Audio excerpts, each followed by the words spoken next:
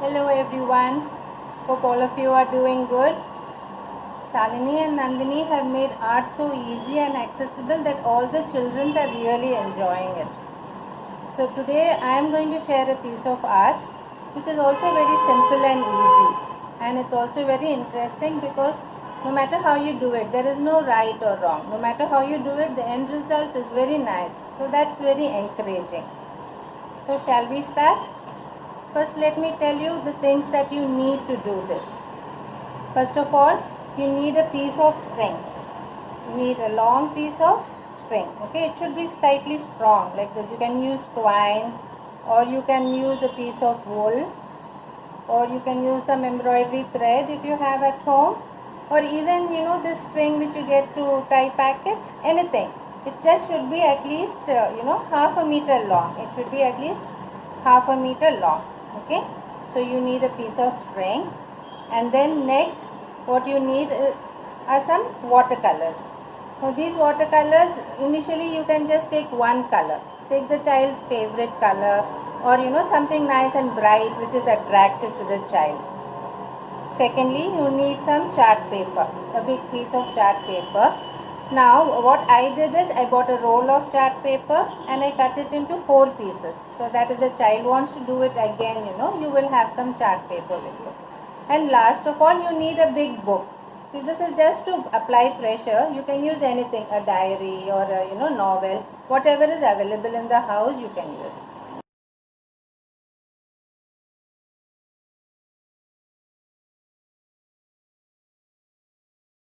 So these are the basic things that you need to do this art. So first you take the string, you take a long string which is about half a meter long, fold it into two, okay, and then you have to paint the string. You hold both ends with one hand, keep the string, take any color. Today I am choosing pink because I am in a pink mood. So I am choosing pink. So take the color and just paint the string. You have to paint the string such that both the sides are coated with paint. Make sure you use enough paint, and make sure the child uses the paint, and just coat the entire string except the ends, so that you can hold the ends without messing your hands. Just paint, be liberal with the paint, and you paint the entire string with paint.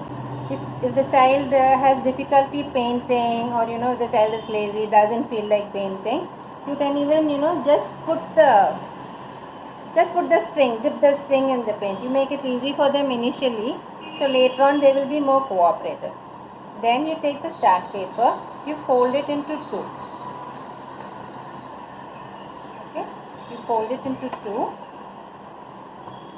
And while the paint is wet, make sure the paint is still wet when you do it. While the paint is wet,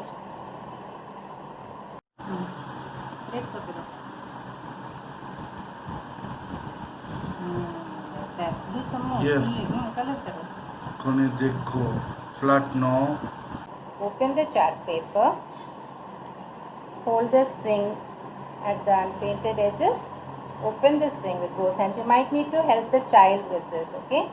And you just put the string on the chart paper, like you can make loops or waves, any pattern, or you can just make any pattern in the string, and bring the two ends, the unpainted ends, to the edge of the paper. So this is how it will look.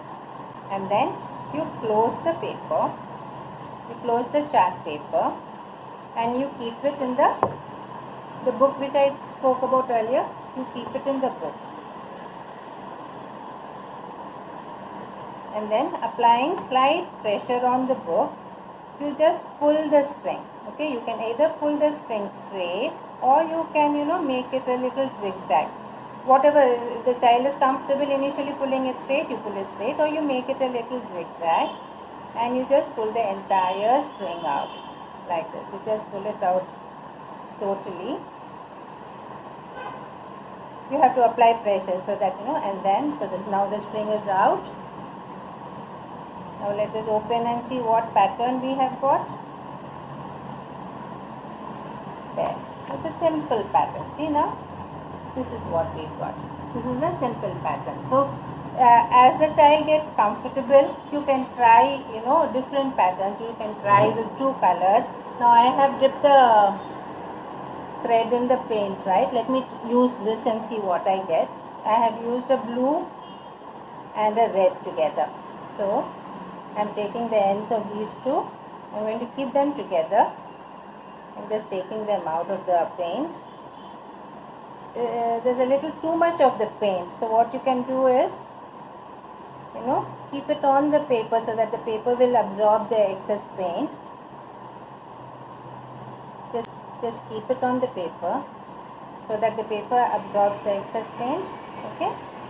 Now let's mix the two. Let's take both of them together, both the red and the blue together, and I'm going to do it on the same paper. I'm again going to put some loops. I'm going to jumble it up a little bit,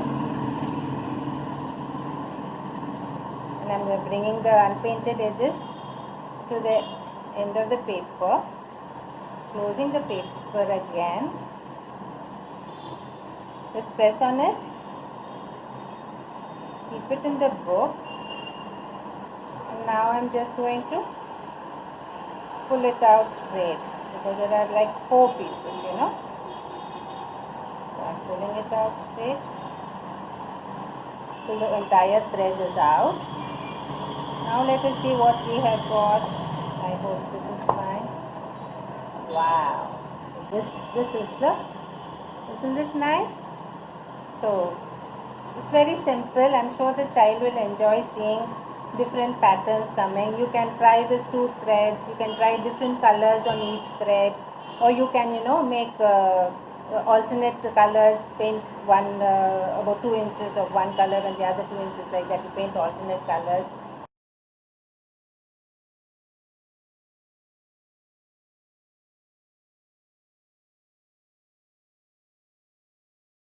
And as you do it, you will get more ideas, and or if the child really wants to make it simple, make it very simple, you can just make a simple pattern, like I did a heart. I call this my flowing heart.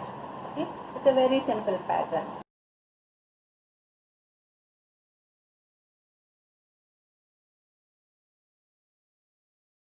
Make a heart and you pull, and it comes out well.